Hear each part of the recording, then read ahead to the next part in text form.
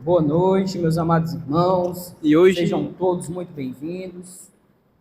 Que bom estar aqui com vocês.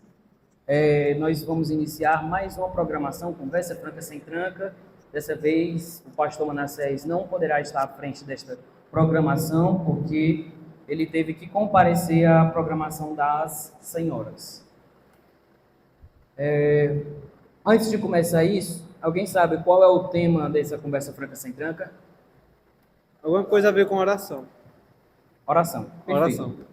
Então, vamos, já que o tema é oração, eu gostaria de começar com uma oração. Por gentileza, irmão Franciel, faça essa oração, apresentando esse momento e para que possamos nos concentrar e nos dedicar à obra do Senhor. Santo Deus Eterno Pai, muito obrigado, Senhor, por mais esse momento aqui, Senhor, de comunhão, de aprendizado, Senhor, da sua grande e misericordiosa palavra, Senhor. Muito obrigado porque Tu se faz presente, Senhor, no nosso meio. Porque mesmo nós sermos imerecedores, sermos ingratos, estarmos totalmente cegos, pobres e nus, Senhor, diante de Ti, diante de Deus tão santo. O Senhor tem a sua misericórdia, Senhor, que dura de geração em geração, Senhor, e se renova a cada dia, Senhor. E assim a gente pode aprender mais de Ti, Senhor. Que nossos olhos estejam atentos, Senhor. Que nossos ouvidos, Senhor, se abram para escutar o Teu Evangelho, Senhor, e aprender um pouco mais desse tema tão importante, que é a oração, que deve fazer parte cotidianamente da nossa vida cristã, Senhor. Porque é uma conversação contigo. Assim, Senhor, eu te oro, em nome do Senhor Jesus Cristo, já te agradeço porque eu sei que Tu és fiel e justo, Senhor. Senhor, te oro, te agradeço. Amém. Irmão Franciel, mais uma vez, já que você orou, né? Eu queria pedir a você que se apresente. Diga, você vai dizer o seu nome e vai dizer alguma coisa a respeito da sua vida. Alguma coisa que você gosta de fazer, ou alguma coisa que você gosta de assistir, algum livro que você leu, algum livro que lhe marcou, qualquer coisa a respeito de você. Para a gente poder nos aproximar mais uns dos outros, conhecer mais uns dos outros. Bom, meu nome é Franciel. Eu acho que o livro que mais me marcou foi a Bíblia. E eu gosto de estudar. Acho que é isso. Interessante. Agora o João Davi. João Davi, por gentileza, nos diga alguma coisa sobre você, algo que você gosta de fazer. Meu nome é João Davi e eu gosto de jogar. Gosta de jogar? Qual jogo, João Davi? Exatamente, Qual, Brawl Stars. qual o nome? Brawl Stars. Brawl Stars. É jogo de quê, João Davi? É de celular? De tiro, celular. Show de bola. E agora o irmão Ângelo, fale algo sobre você. Meu nome é Ângelo, tenho 18 anos, 19, né? Meu hobby é trabalhar. E o livro que mais me marcou foi um livro que eu li quando era criança, que o nome é Mordidas que Podem Ser Beijos. Qual o nome do livro? Mordidas que Podem Ser Beijos. Mordidas? Que podem ser beijos. É top. Interessante, gostei. Fala sobre o que o livro? O livro fala sobre a história de um husky siberiano, que ele, por conta de certos conflitos e má interpretação, ele é abandonado, se perde, e no final do livro ele se encontra. Show de bola. Ele tem um recomeço, só que nesse recomeço ele perde tudo que ele tinha, depois de um tempo. Aí ele vai e consegue reencontrar a primeira família dele. É um ótimo livro, infantil. E é isso. E agora o nosso irmão Joaquim. Por gentileza, nos conte algo sobre você. Meu nome é Joaquim, tenho 19 anos. Eu gosto muito de escutar músicas referente ao Senhor, referente à minha fé, de diversos estilos que possuem. Não só louvor tradicional, mas hinos e rap também. Existem raps cristãos, feitos inclusive por pessoas próximas daqui. E já li livros de temática cristã de fantasia, que eu gostei muito, que foram 2 livros de Crônicas de Nárnia, escritos pelo autor C.S. Lewis. Show de bola. Eu também, o último livro do C.S. Lewis que eu li foi As Crônicas de Nárnia e Sobrinho do Mago. É o primeiro livro de todas as crônicas. Eu li esse e O Leão, a Feiticeira e o Guarda-Roupa. Esse é o segundo livro que É. eu vou tentar ler agora. Aham. Ulai. Meu nome é Olai, eu gosto de jogar bola. E o livro que eu li que mais me marcou foi A Volta ao Mundo em 80 Dias. A Volta ao Mundo em 80 Dias. Júlio Verne, é? Mas eu acho que é. Eu sou o Emerson, eu tenho 28 anos e uma coisa que eu gosto. Eu gosto de jogar, eu gosto de assistir filme, série, anime. Acho que o último anime que eu assisti, que eu gostei muito, foi o do Vinland Saga. Muito massa, muito massa. É uma história incrível, e que é baseada em fatos reais. Mas se eu fosse dizer a minha obra de fantasia que eu mais gosto, com certeza é Star Wars. Para mim não tem obra de fantasia superior a Star Wars. Para mim é o ápice. E agora o irmão Daniel, né, meu irmão? Compareça, se junte aqui aos nossos irmãos e se apresente. Deixa o time daí. Você vai dizer o seu nome, dizer algo que você gosta, ou algum livro que você leu recentemente, algo que impactou a sua vida. Fale algo sobre você. Meu nome é Daniel, tenho 25 anos. Acho que um livro que impactou a minha vida, para além da própria Bíblia, né, falando de literatura ou de obras escritas por terceiros, eu acho que foi Não Há Gente Sem Importância, do Francis Schaeffer, que curiosamente é o meu autor favorito, né, juntamente com o John Stott. Eu acho que ambos eles têm uma perspectiva muito piedosa a respeito do serviço e da vida cristã. Curiosamente, é o tipo de serviço que eu gosto de incorporar, ou tento, pelo menos, incorporar ao meu ministério. E qual foi o último livro que você leu? O último livro que eu li, eu acho que foi O Deus que Intervém, do Francis Schaeffer. Foi E esse aí. agora o Samuel. Querido, se apresente, diga algo que você gosta de fazer, ou um livro que você leu, um filme, ou uma série, uma obra que lhe impactou. Meu nome é Samuel, eu tenho que dizer a idade. Pode dizer, se quiser. Se não quiser, também não precisa dizer, não. Eu tenho 23 anos, eu acho que é 23 ou 24, acho que é 23. Eu gosto muito de ler, é um dos meus hobbies favoritos, ler. Uma obra que me impactou muito, né, do ponto de vista do cinema, foi Senhor dos Anéis. Eu acho que é a melhor obra, principalmente o Hobbit. Sem dúvidas, muito bom. O último livro que eu li ou o livro que eu estou lendo? Tanto faz. O último livro que eu terminei foi A Morte da Arte, do Huckemacher. Acho que é assim que se pronuncia. E o livro que eu estou lendo agora, na verdade eu ainda não comecei, mas eu pretendo começar a ler As Cartas do Diabo, uma releitura, né? As Cartas do Diabo do Seu Aprendiz, né? Eu tenho esse livro lá em casa, eu comecei a ler e ainda não terminei. E Bookmaker. A primeira vez que eu ouvi falar desse rapaz foi, acho que numa música do Oficina G3. Ele fala a respeito da cidade. Não vou lembrar agora o nome da música, mas a primeira vez que eu ouvi foi numa música. Ele fala sobre a arte, sobre cultura de modo geral, mas principalmente sobre a arte, né? Como nós cristãos devemos procurar fazer o belo, né? Retratos, pinturas, tudo isso que inspira o belo também é algo da imagem de Deus que está embutida no homem. Então, o homem busca a beleza porque Deus é a suprema beleza. Esse é o princípio básico do autor. Sabe uma coisa que também é muito bela? Louvar ao Senhor. E nesse momento, vamos passar para um momento litúrgico de louvor. Vamos louvar o hino de número 71 do Inário Novo Cântico. Perdão. Poxa, não é?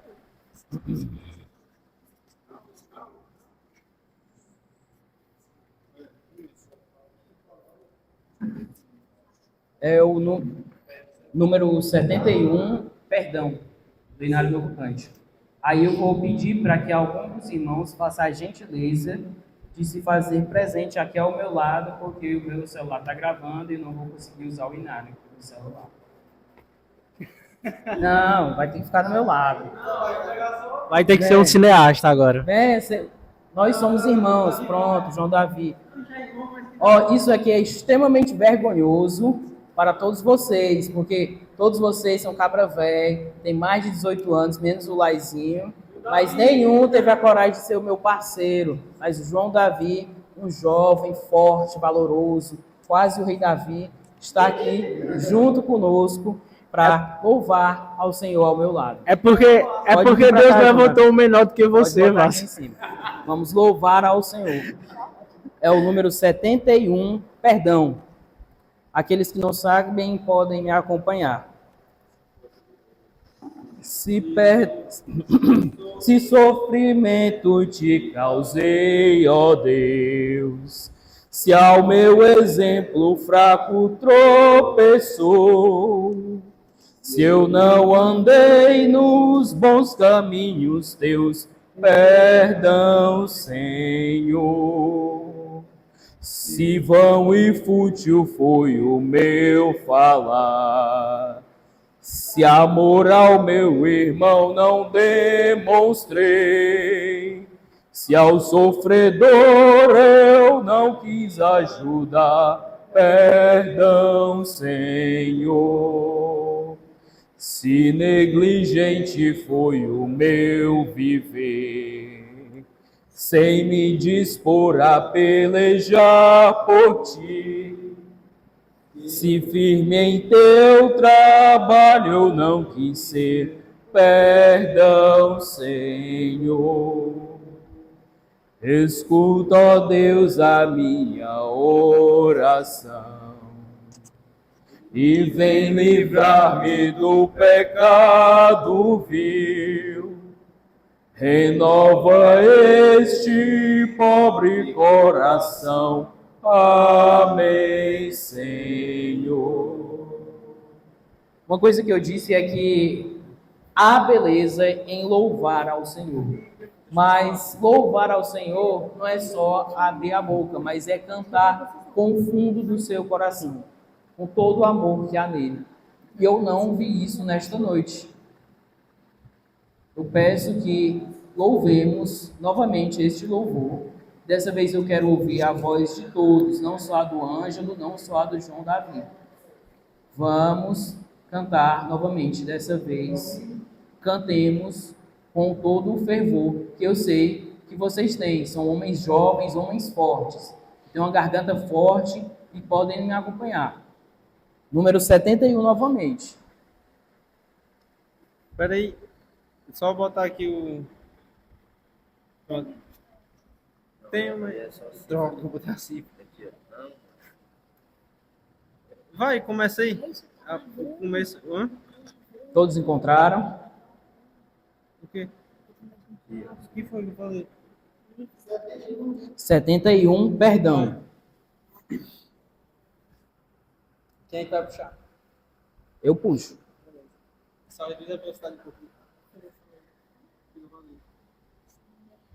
Todos encontraram?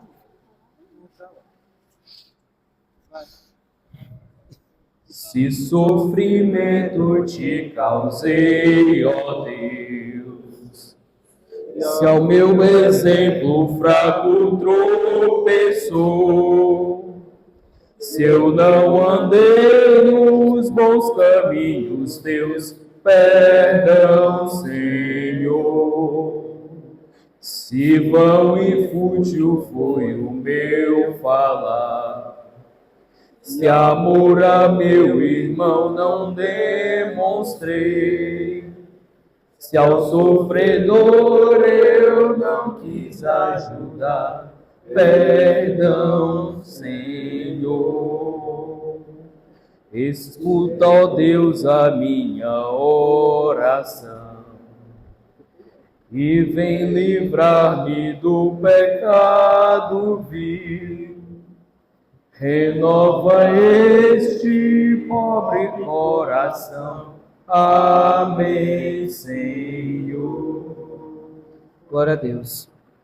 Meus irmãos, abram a Bíblia de vocês no livro de Efésios, capítulo 3, versículo 14.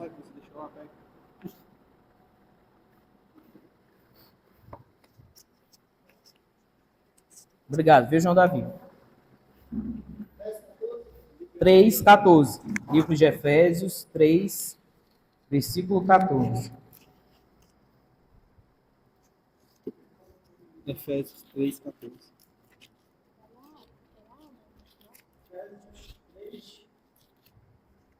Versículo 14. Podemos ler todos juntos. Eu nem tô achando aqui. Achei.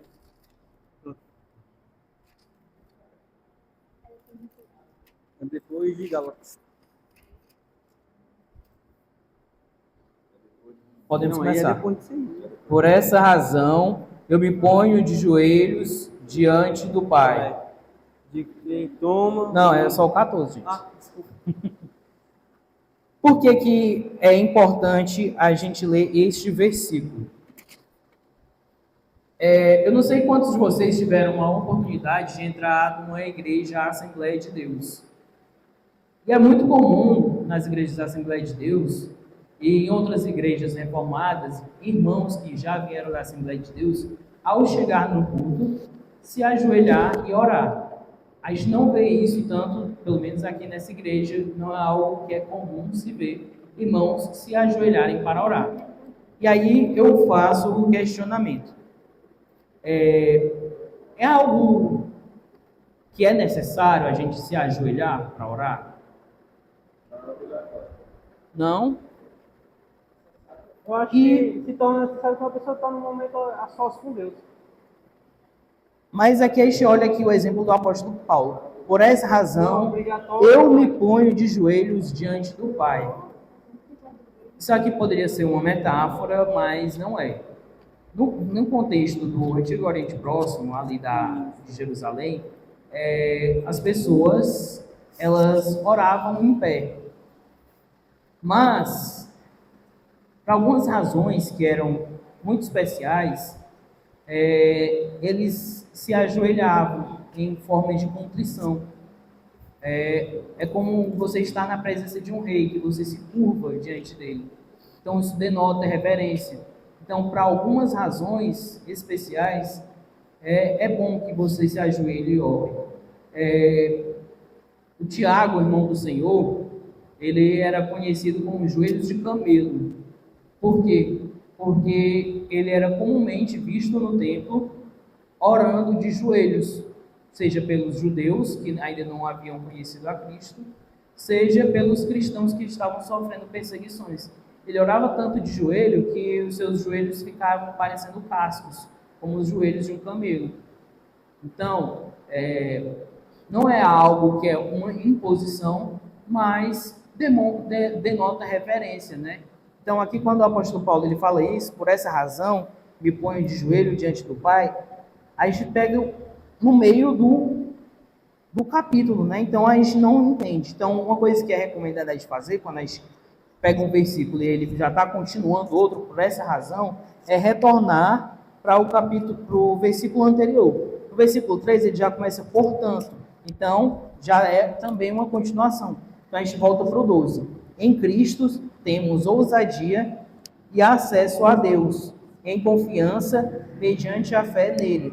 Portanto, eu peço que não desanimem por causa das minhas tribulações em favor de vocês, pois é motivo de honra para vocês. Por essa razão, eu me ponho de joelhos diante do Pai. Ou seja, ele se ajoelhava, ele pedia para que as pessoas não se preocupassem com as tribulações que eles sofriam, mas ele sim se preocupava pelas tribulações que os leitores, no caso, os efésios, estavam sofrendo.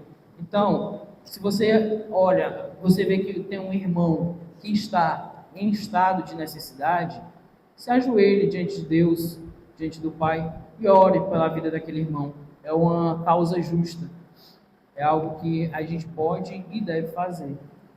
Nós temos um motivo também para agradecer ao Senhor, orar ao Senhor para agradecimento, porque ontem o nosso querido irmão Nicolas saiu do hospital. Isso é um motivo de grande oração, porque um motivo de grande alegria, porque ele foi diagnosticado com aquele problema e o prognóstico era que ele só sairia com 3 meses.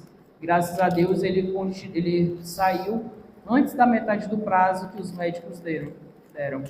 Antes de 45 dias ele saiu. Então isso é um motivo de grande alegria, porque Deus foi misericordioso e bondoso para com o nosso pequeno. Então eu gostaria de convidar o nosso irmão Samuel para fazer uma oração de agradecimento ao nosso Senhor em virtude dessa bênção que Ele nos concedeu.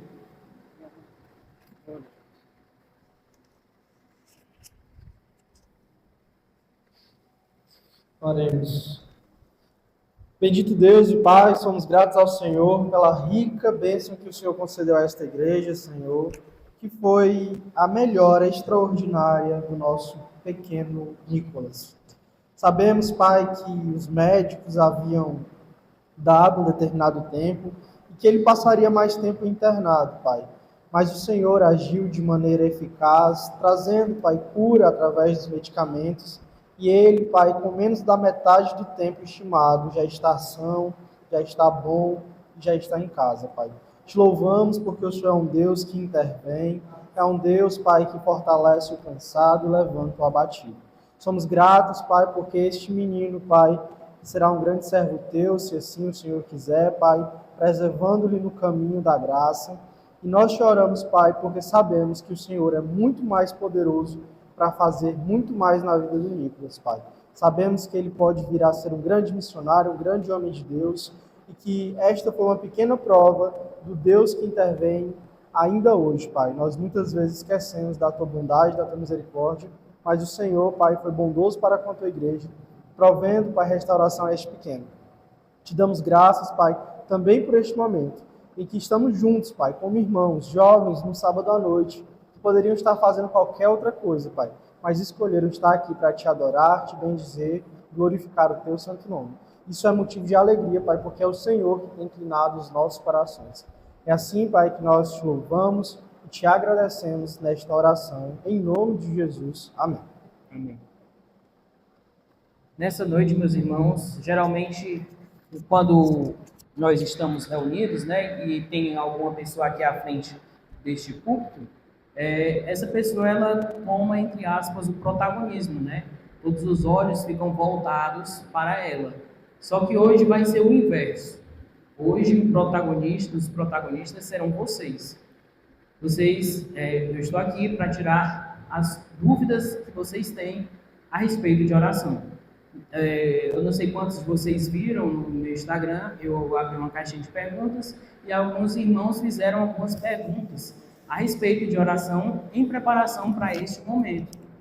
Só que hoje, aqui, a gente vai poder abordar perguntas e vamos ter um espaço maior para responder, porque lá a gente tinha cerca de 1 minuto ou 2, assim, no máximo, para responder certas perguntas, e às vezes tem perguntas que demandam mais tempo para responder. Então, neste momento, vamos passar para a nossa conversa franca sem tranca.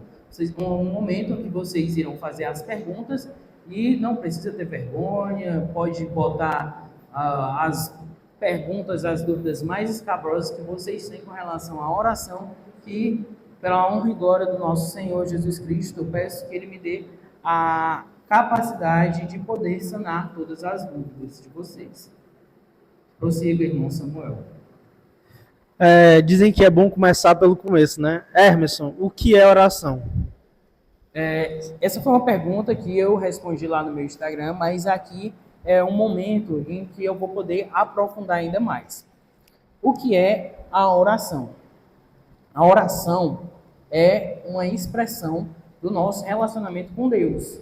É o momento onde a gente pode chegar junto ao Pai e depositar todas as nossas aflições, todos os nossos sofrimentos, compartilhar com Ele as bênçãos que temos em nossas vidas Então, de maneira mais clara, a oração se trata de uma conversa que nós temos com o nosso Pai.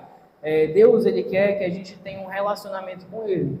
Quando a gente conversa com Ele, não é como se Ele não soubesse aquilo que a gente tem para falar com Ele. Deus é onisciente, então Ele sabe de tudo que acontece, sabe tudo que passa nas nossas mentes, Ele sonda os nossos corações. Mas, apesar dele já saber tudo aquilo que a gente precisa, ele quer se relacionar com a gente de maneira íntima. Então, ele quer que a gente converse com ele, como um filho conversa com seu pai. Então, a oração é isso, é uma conversa que temos com Deus. Pode falar. Pronto. É porque eu queria saber o que é orar sem cessar. Orar sem cessar. Essa foi uma pergunta que eu também acabei de responder lá no Instagram, mas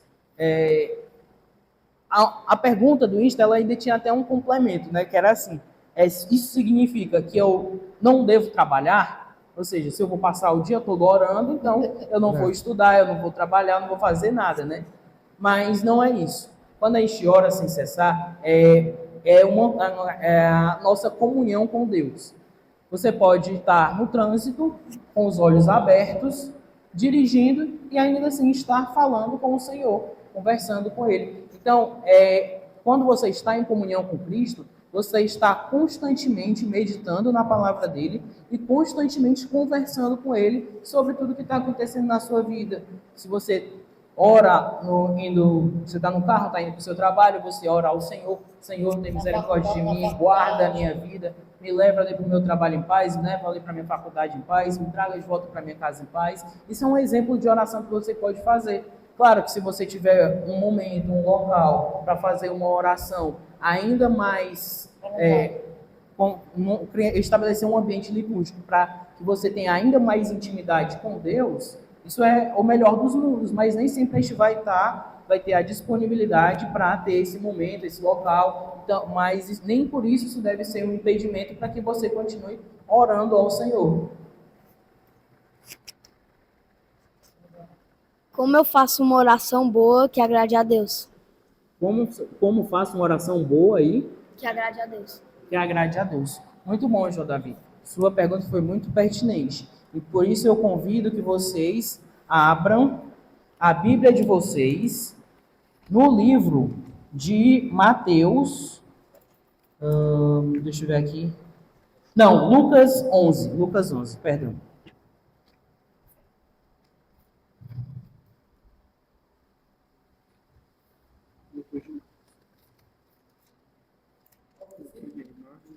Nós vamos ler a partir do versículo 1. Leremos até o 4. Lucas 11, versículo 1 ao 4. Eu vou pedir para que algum dos irmãos faça essa leitura.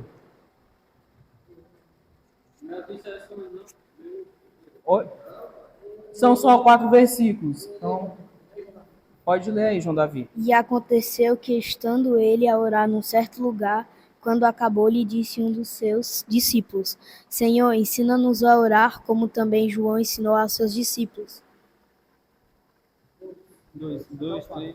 Dá até o 4. E ele disse: Quando orartes, dizei: Pai, santificado seja o teu nome, venha o teu reino.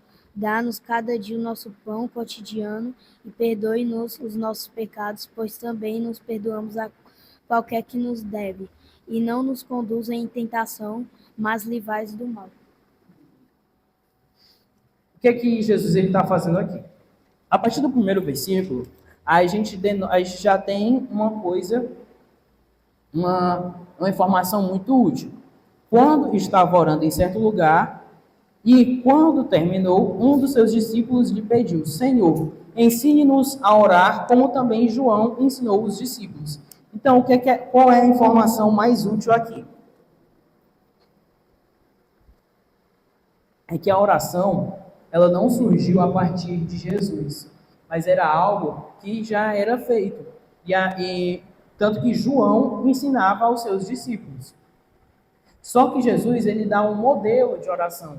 Quando ele nos ensina o Pai Nosso, ele não está nos ensinando para que a gente ore o Pai Nosso como uma reza, que a gente só repita sem refletir naquilo que a gente está falando. Ele está nos dando um modelo de uma oração certa, de uma oração que agrada a Deus. Então vamos lá. Então Jesus disse: quando vocês orarem, digam: Pai, santificado seja o teu nome, venha o teu reino. O que é que isso significa? Primeiro, quando ele fala santificado seja o teu nome, ele é uma expressão de adoração. Ele está demonstrando reverência e santificando o nome de Deus. E no versículo 2 ele fala: o pão nosso de cada dia dá-nos diariamente. Aqui ele já está nos ensinando que, ao iniciar uma oração, a sua oração ela deve ser direcionada ao Pai. E depois que você exalta o nome de Deus, então você passa a pedir. Você vai pedir o quê? Você vai pedir para que Deus dê uma mansão? Você vai pedir a Deus que lhe dê muita fortuna? Você vai pedir a Deus que Ele lhe dê a mulher mais bonita do mundo? Não. O que ele nos ensina é a pedir a nossa necessidade daquele dia. O pão nosso. O pão é um alimento, é algo necessário. Uma vez o Samuel me falou que o pão é um elemento presente em todas as culturas. Em todas as culturas existe o pão. Então, é uma necessidade básica. Quando você está com fome, o que é que vai lhe nutrir? É o pão, é o trigo. É aquilo que vai lhe dar energia para o seu dia. Então, você pede aquilo que está sendo a sua necessidade mais básica. Depois, ele fala assim, perdoa-nos os nossos pecados, pois também nós perdoamos a todo o que nos deve, e não nos deixes cair em tentação. Então, já aqui o terceiro momento da oração é a respeito da nossa espiritualidade. Você vai pedir para que Deus perdoe os nossos pecados, mas os nossos pecados eles só são perdoados na medida que nós perdoamos aqueles que nos ofendem. E por último, ele ensina-nos a pedir para que Deus não nos permita cair em tentação. Então, este é o modelo que Jesus nos ensinou para fazer uma oração certa, uma oração que agrade a Deus. Eu passo a palavra ao nosso irmão Samuel. Não, é só o que me chama a atenção, que é o seguinte. Leiam aí o versículo 4, né? Perdoa-nos os nossos pecados. Só até aí. É interessante que nós somos perdoados, né? Às vezes a gente acha que o foco desse versículo são os nossos pecados. Mas quem é perdoado somos nós. Perdoa-nos. Nos perdoa. Nos perdoa o quê? Os nossos pecados. Então, o alvo principal do perdão de Deus somos nós, na condição de pecadores, né? Jesus Cristo talvez esteja... Na verdade, eu creio que Jesus, com toda certeza, está nos ensinando aqui que, a despeito dos nossos pecados, por Ele nós conseguimos chegar ao Pai, e também é por Ele que nós também conseguimos perdoar o que nos devem, não é? Mas o perdoado aqui, na oração, somos nós. Assim como alguém precisa de perdão porque é pecador, assim também nós precisamos de perdão porque somos pecadores. Perfeito, perfeito. Alguém tem alguma outra pergunta? Alguma dúvida?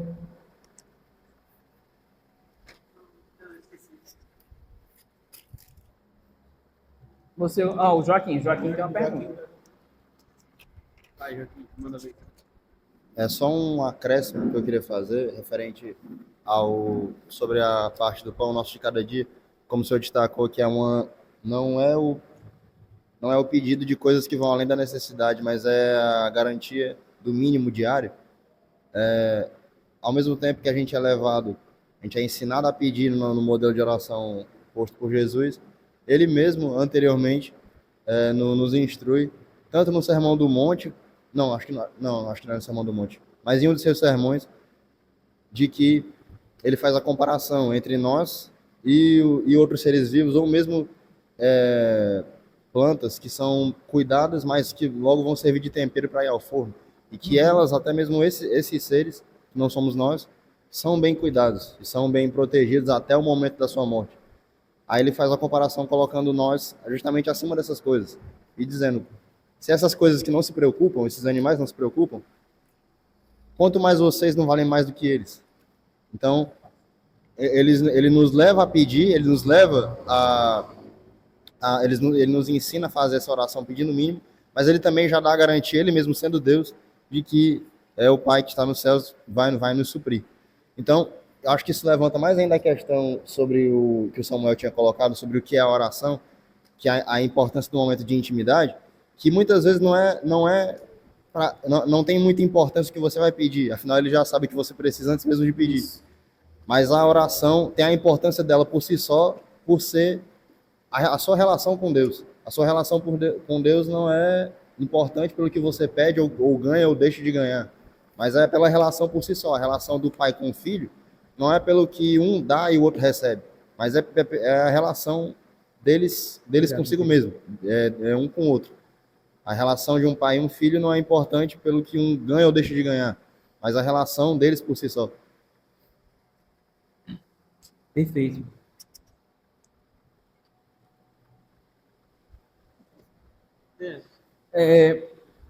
Lucas, a gente pegou o livro de Lucas, né? O reverendo Hernandes Dias Lopes, pregando sobre a oração, ele deixou várias passagens no livro de Lucas que fala sobre a oração, né? Eu vou deixar aqui para que depois vocês, quando chegarem em casa, vocês peguem estes textos e meditem ao longo da semana neles para vocês compreenderem melhor a respeito da oração. Lucas, capítulo 11, versículo 1, que foi aquele que nós já lemos, né? Lucas, capítulo 3, versículos 20 a 22. Lucas, capítulo 5, versículo 16 a 17. Lucas, capítulo 6, versículos 12 e 13. Lucas 9, 28 e 51. Lucas 22, versículos 31 a 32, 39 ao 42 e Lucas 23 ao 34. Não se preocupem, porque esse momento está sendo gravado e será disponibilizado no nosso YouTube. Então, vocês poderão voltar lá e copiar essas passagens. Mais algum questionamento a respeito de oração? Qual é a oração que Deus rejeita? A oração que Deus rejeita. Muito boa sua pergunta. Tem uma música que diz assim: Deus não rejeita a oração. Oração é alimento. Alguém escutando. Essa música, ela é bíblica? Não. Não, porque Deus rejeita a oração sim. Nosso irmão Ângelo está correto. Pode falar, irmão. Posso falar? Pode falar. A pergunta que o Ângelo fez era a pergunta que eu ia fazer no seu Instagram. Que eu acredito que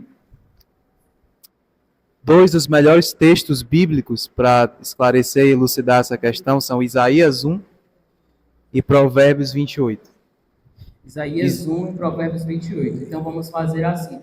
Joaquim, você vai abrir em Isaías 1 e o Lai vai abrir em...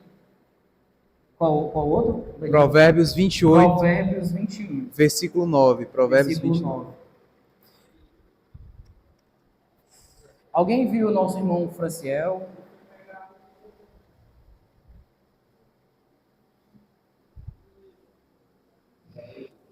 Isaías 1, pega só aqui.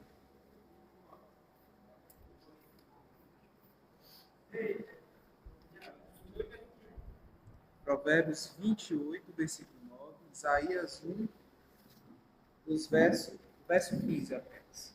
E o pessoal Franciel que abra também 1 Pedro, capítulo 5, versículo 7. 1 Pedro 5. versículo 7. Joaquim Vai primeiro pode. Isaac não, Joaquim, depois Ulai, depois Franciel. Só o versículo 15.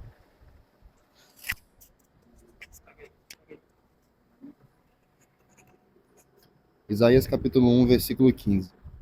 Quando vocês estendem as mãos, eu fecho os meus olhos. Sim, quando multiplicam as suas orações, não as ouço, porque as mãos de vocês estão cheias de sangue.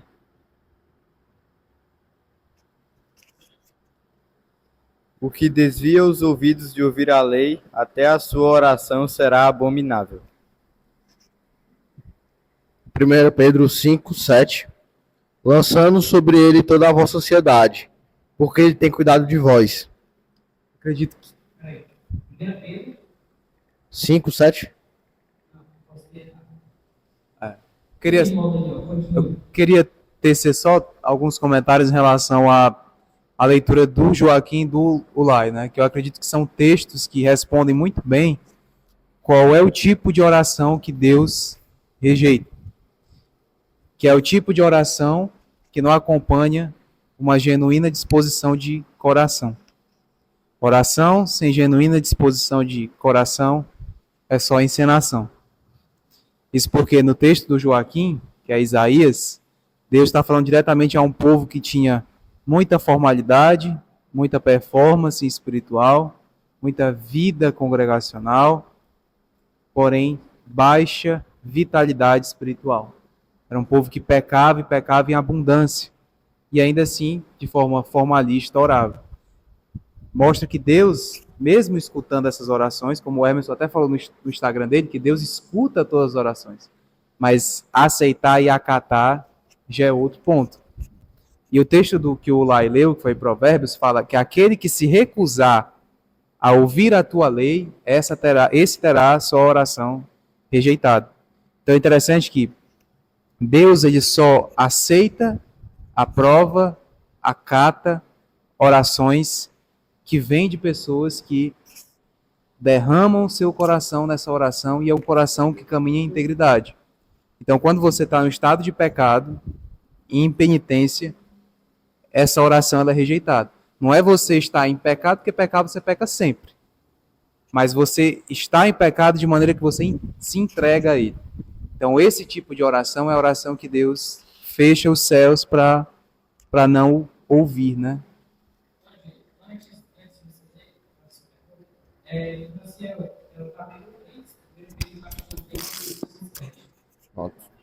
Perdão aí, Waz.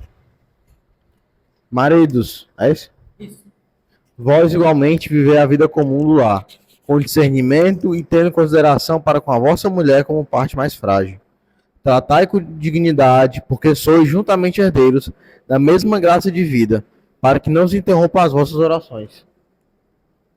Quando ele fala assim, ó, a respeito dos maridos, ele fala assim, ó, para que eles vivam a vida comum do lar, né? A vida comum do lar, ela não é só o relacionamento íntimo, né? Mas no lar, a mulher, ela tem que ser submissa ao seu próprio marido e o seu marido, ele também deve respeitar a sua esposa, né? E na vida comum do lar, é comum o marido lavar uma louça de vez em quando, é comum ele lavar a sua roupa íntima. Tem marido que não acha que é isso, não. Tem marido que acha que ele não casou com uma dama, ele acha que ele casou foi com uma escrava. Então ele desrespeita a mulher. Uma pessoa, o Augusto Nicodemos, ele tem uma frase que é assim, ó, você quer saber se uma pessoa ela é cheia do Espírito Santo, não é como ela ora em público, mas é como ela trata aqueles que lhe são mais próximos dentro do lar. Se ele respeita a sua esposa, se ele educa e ensina bem os seus filhos, se ele é um bom marido, se ele é um bom pai, então sim, ele é um homem cheio do Espírito Santo. Mas se ele dentro da igreja é um homem perfeito, mas no lar ele espanca a mulher, no lar ele humilha o filho, ele provoca o filho a ira, esse homem ele não é cheio do Espírito Santo. Eu ouvi alguém comentando uma vez que uma criança chegou perto do pastor que era tido como um santo e fala assim, papai, por que você não nasce dentro de casa? e esse pastor estava junto de outros presbíteros, né? Ou seja, ele demonstrou que aquilo que ele era na igreja, ele não era dentro do lar. Isso é muito vergonhoso. Então, quando ele fala isso, para que eles respeitem a mulher, porque ela ser a parte mais frágil, também é co-herdeira na mesma graça da vida, está falando também, remetendo ao Gênesis, que fala que o marido e a mulher são uma só carne. Então, agindo assim, orações de vocês não serão interrompidas.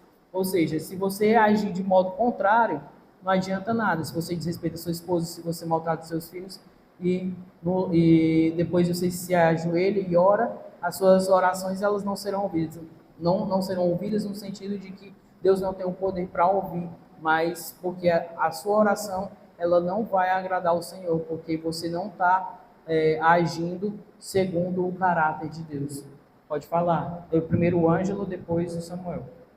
Que eu estava procurando aqui é Mateus 6, versículo 5, que diz assim: e quando orares, não sejais como os hipócritas, pois gostam de orar em pé nas sinagogas e nos cantos das praças, para serem vistos pelos homens. Em verdade vos digo que já receberam a sua recompensa.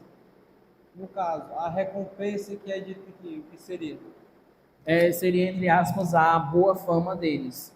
Porque como eles oram, faziam orações em público, faziam orações em alta voz, era costume dos fariseus naquela época andar com um banquinho, botar no meio da praça e subir e fazer essas orações. Eles alargavam também os filactérios, que eram coisas que eles amarravam aqui na mão com vários versículos bíblicos para demonstrar muita piedade. Então, quando as pessoas passavam, faziam assim: nossa, que homem piedoso, nossa, que homem santo, entendeu? Então, ele tinha uma boa fama. Então, a recompensa dele ele já está recebendo ali naquele momento. É uma recompensa que é passageira, que é vã, que é só para aquele momento. Eu tenho uma dúvida que é referente a isso, porque eu imaginava, quando eu li esse trecho específico da Bíblia, que Jesus estava falando não de uma recompensa, não dessa recompensa, de uma recompensa nesse sentido, de que eles teriam conquistado, até mesmo que eles queriam, porque eles faziam isso para ser vistos, mas eu pensava que Jesus se referia a uma recompensa no sentido de, como se ele estivesse sendo irônico, no sentido de que essas orações não são verdadeiras, elas certamente se enquadram no tipo de oração que Deus rejeitaria. Então, a recompensa, na verdade, seria, eles já receberam algo de Deus. Não é a misericórdia, não é a oração ouvida, mas é a rejeição, ou então mesmo serem deixados de lado ou serem colocados, digamos, numa fila de prioridade, digamos assim, para trás perante aqueles que, por exemplo, estão no seu quarto orando humildemente, a qual esses estão sendo ouvidos e eles não. Eu pensava que era algo nesse gênero. Também, mas é nesse sentido mesmo, é o juízo. Quando a gente olha lá em Romanos capítulo 2, né, quando ele fala a respeito de pessoas que deixaram de dar glória a Deus e submeteram a imagens de quadrúpedes, de répteis e de seres humanos, e que eles se entregaram a paixões infames, ali é Deus entregando o homem ao seu próprio coração. Então ali ele também usa até a mesma linguagem, que eles já receberam nos seus próprios corpos a recompensa disso. É exatamente o juízo da parte de Deus quando Deus entrega o homem ao seu próprio coração. Então, você também está certo naquele sentido. Eles recebem também a boa fama, mas também a recompensa dele é aquilo, o juízo da parte de Deus. A sua interpretação também está correta. Não, pode.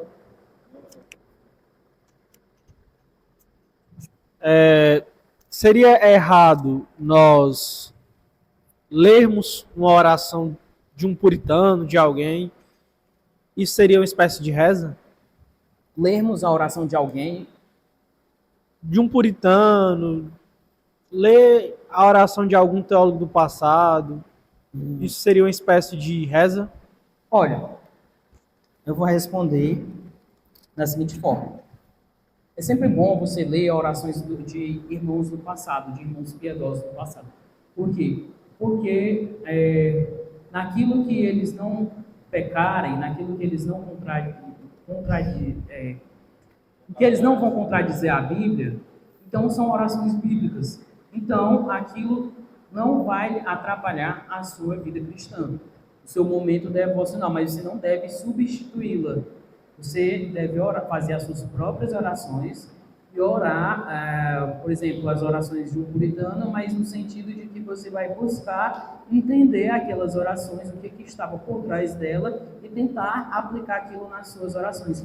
A gente vê isso no exemplo do apóstolo Paulo, né, que ele fala que as pessoas deveriam ser imitadoras dele, e de igual modo ele é imitador de Cristo, né?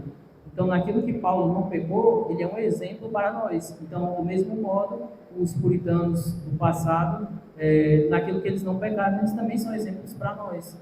Então, a gente deve se espelhar nessas boas referências. Mas não significa que aquilo é uma reza. Agora, se você só pegar aquilo, não como um modelo, mas substituindo a sua própria oração, aquilo ali não tem verdade. Você não está se relacionando com Deus. Você está imitando uma outra pessoa. Imitando não, você estará replicando aquilo que uma outra pessoa disse, mas sem compreender de fato o que aquela pessoa quis dizer com aquela oração. Pode falar, João Davi. É possível ter uma conexão com Deus orando Agora eu pouco? vou me aproximar porque eu não estou ouvindo. É possível ter uma conexão com Deus orando pouco? Uma pergunta deveras difícil, João Davi. É possível ter uma comunhão com Deus orando pouco? Meu irmão, quanto mais próximo você está do Senhor, mais você vai orar, mais você vai ter este relacionamento. Só que o nosso relacionamento com Deus, ele não depende da nossa vida devocional. Não, deixe-me esclarecer, não estou querendo dizer que se você está com uma vida de oração ruim, que isso deve continuar assim, não. O que eu estou querendo dizer é que se a nossa comunhão com Deus, se a nossa salvação ela dependesse da maneira ou do tempo que a gente passa orando, a gente já teria fracassado, porque não depende de nós, depende de Deus. Mas quando a gente está orando pouco, quando a gente não está tendo uma boa vida devocional, isso tem que demonstrar para você, como um termômetro da sua espiritualidade. Se eu não estou passando muito tempo orando ao Senhor, se eu estou cada vez mais distante dele, então significa que a minha espiritualidade está ruim e que eu devo buscar aumentar esse tempo de oração, aumentar esse momento de comunhão com Deus. Então, respondendo à sua pergunta, é possível ter uma vida espiritual orando pouco? Sim, é possível, mas não é recomendado. Uma vez eu ouvi, não lembro o que foi que disse, mas eu vi que a oração e o estudo, no caso a leitura bíblica, são muito importantes, porque a leitura bíblica é Deus falando com você e a oração é você falando com Deus. Então é uma conversa. E para essa conversa acontecer de uma boa maneira, você tem que trabalhar os dois juntos, tanto o estudo da palavra como a oração. Perfeito. Uma coisa que eu gostaria de compartilhar com vocês é que, entrando aqui ainda na pergunta do João Davi, é o seguinte: eu por muito tempo não tive uma boa vida devocional. Eu tinha uma dificuldade muito grande de orar, de ler a Bíblia. Era algo que, tipo assim, eu gostava de ler a Bíblia, mas chegou um momento em que eu não conseguia ler a Bíblia. Eu até confidenciei isso para o Ângelo um tempo desse, que às vezes eu ficava me sentindo culpado por ver a Bíblia ali perto, e aí eu pegava a Bíblia e eu escondia a Bíblia para eu não ter que olhar para a Bíblia, para eu não ter que fazer ter a minha vida devocional. Então, é algo muito ruim. A minha espiritualidade não estava boa, o meu termômetro estava negativo, zero absoluto, entendeu? Estava horrível. E como foi que eu saí daquilo? Eu não conseguia, quando eu comecei a fazer os catecúmenos, existe uma atividade que o reverendo Manassés faz, que é cronometrar o nosso período de oração. Ele começa pedindo um pouquinho, 3 minutos, depois ele pede para você aumentar para 5, depois aumentar para 10. Então, eu não conseguia fazer nem 3. Era 1 minuto e meio estourando, e o rapaz, o tempo não tá passando não. E era terrível para mim. E eu não conseguia. Quando foi que eu mudei? Quando foi que eu consegui? Só um instantinho. Como foi que eu consegui aumentar o meu tempo de oração? Compreendendo que nós estamos em uma aliança com Deus. Que essa aliança, por mais que eu quebre, essa aliança ela não depende de mim, porque ela está firmada em Cristo. Mas, se eu quero ter uma vida em comunhão com Deus, se eu quero me relacionar com Ele, eu preciso conversar com Ele. Então, cronometrar já vai te ajudar bastante você compreender o quão falho você é, o quão incapaz você é de manter um relacionamento com Deus. Mas você precisa compreender que a oração não é uma obrigação. Não é algo que você tem que fazer para cumprir aquele momento que foi predeterminado. Não, mas ela é uma necessidade. Você necessita conversar com Deus, você precisa conversar com Ele e ler a Bíblia. Como o Ângelo disse, você lê a Bíblia para ouvir a voz de Deus e você ora para que Deus ouça a sua voz. Então, isso vai ajudar você ter um coração piedoso. Quando eu estava no meu momento mais difícil, quando eu estava mais nas profundezas, no momento que eu não tinha esperança, foi o momento em que Deus usou para me trazer para junto dele. E a única oração que eu fazia era para que Jesus me desse um coração igual ao dele, um coração disposto a obedecer. Então, e aí lendo o livro de Tiago, tem um momento em que ele fala a respeito disso, né? Que não basta só você ler a Bíblia, mas você precisa praticá-la. Então, eu comecei a ler mais a Bíblia, eu comecei a não somente a ler, mas a meditar mais na Bíblia e a aplicar aquilo que estava na Bíblia na minha vida. Uma coisa que a gente não leva tanto em consideração, mas que está lá na Bíblia, que está lá em Josué, é meditar na palavra de dia e de noite. Um exemplo, a gente pega o livro de Provérbios. O livro de Provérbios tem 31 capítulos. Então, quando a gente tira para ler o livro de Provérbios, geralmente a gente tira um capítulo por dia para combinar. 31 dias, um mês, eu consigo ler o livro de Provérbios. Só que eu não recomendo isso. Do mesmo modo que eu não recomendo planos anuais de leitura. Por quê? Porque você vai ler, aquilo ali vai se tornar uma obrigação para você. Eu vou ter que cumprir aquela meta, eu tenho que bater aquela meta. Quando você faz aquilo obrigado, como uma tarefa que tem que ser feita, e não como uma expressão de relacionamento com Deus, você mecaniza a sua fé e você não medita naquilo que você leu. Porque para bater o plano de leitura anual, você tem que ler 3, 4, 5 capítulos no dia. E aí isso é inviável para você meditar ao longo do dia. Então, o que é que eu recomendo? Quando você, por exemplo, for ler o livro de Provérbios, ao invés de você ler um capítulo, você lê uma perícope. Geralmente tem de 3 a 5 versículos. Uma perícope é aquele espacinho entre se vocês olharem na Bíblia de vocês, tem umas partes que estão em negrito. Tem uma parte que está em negrito. Entre um negrito e outro é uma perícope. Então, você pega uma perícope, lê aquela perícope e fica meditando naquele texto que você leu.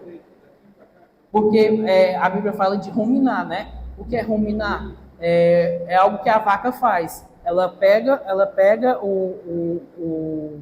o mato, ela digere, e aí dentro da barriga dela tem um sistema em que ela armazena essa comida, e aí depois essa comida volta e ela mastiga de novo. Aí ela fica fazendo esse processo de ir e voltar, e fica ruminando até que ela digere todo o alimento e engole. É isso que a Bíblia ela fala pra gente meditar. A gente pega o texto, a gente lê o texto e fica meditando. Vai e volta naquela passagem durante o dia e de noite. E é mais fácil você decorar, assim, você pega 5 versículos e, tipo assim, tentar botar na cabeça mesmo, põe em prática, do que você ler 2 capítulos, só por ler e você diz assim, não, hoje eu vou fazer o que Paulo fez naquele dia. É muito mais fácil você ler, assim, 10 versículos com um tema específico, tentar aplicar aquilo na sua vida, no dia, na semana, do que você ficar lendo todo dia 2 capítulos e não aplicar nada, fazer só uma leitura. Agora, para o Joaquim. É isso mesmo, Andy. Sobre essa questão de que o João Davi, né, o nome dele, que ele levantou, eu tenho me incomodado recentemente com uma questão que tem acontecido na minha vida, que é o quê? Normalmente, até esse ano, era muito comum para mim ter um tempo maior do que eu tenho agora, mais livre do que eu tenho agora, para dedicar às questões de Deus. Então, seja oração, aprender a palavra, meditar, eu tinha mais tempo do que eu tenho agora. Agora que eu trabalho de manhã com meu pai, vou de tarde para a faculdade, ou então fico em casa, mas faço alguma coisa da faculdade. Vou para a faculdade de noite, chego tarde ou meio um pouco cedo, ali, umas 9h30, eu tenho cada vez mais me incomodado porque eu não tenho tido mais tempo, o tempo que eu gostaria para estar orando, porque quando eu oro, eu gosto de orar de 15 minutos pelo menos para lá, entendeu? Aí tem me incomodado, e mesmo eu sabendo que um dia, por exemplo, que por acidente ou então por cansaço, eu deixei de orar um dia, eu sabendo que isso não é algo que me condene, ou algo que eu não bati essa meta, então não tem problema, eu sabendo que não é assim que funciona, me gera incômodo, é natural assim, porque é como você gostar de conversar com uma pessoa, você não quer aquilo porque é uma tarefa, ou você não quer fazer aquilo porque você tem que bater um ponto, mas é porque te gera um incômodo que você gostaria de fazer, você queria fazer. Aí eu ainda estou me adaptando, e mesmo eu sabendo que não tem problema eu deixar de orar hoje porque eu estou cansado, ou porque eu não tenho o tempo que eu gostaria. Mesmo eu sabendo que não é errado, acaba gerando esse certo incômodo. Então eu estou me adaptando ainda a, por exemplo, quando eu estou indo para a faculdade dentro do ônibus, orar, ou então se for para ler alguma coisa dentro do ônibus também, seja indo ou voltando, estou tendo que me adaptar, porque infelizmente o tempo que antes eu gostava de ter, eu não consigo mais ter tanto. Aí então, eu acredito que o que é preciso trabalhar também, às vezes, é esse senso de você saber que não é algo, não é uma meta a se bater, não é não é um check, não é um check na agenda que você tem que fazer, mas também saber que está tudo bem, que você, por questões pessoais, acabe não conseguindo naquele dia. É um equilíbrio muito, muito importante que você tem que aprender, que eu estou tentando aprender ainda.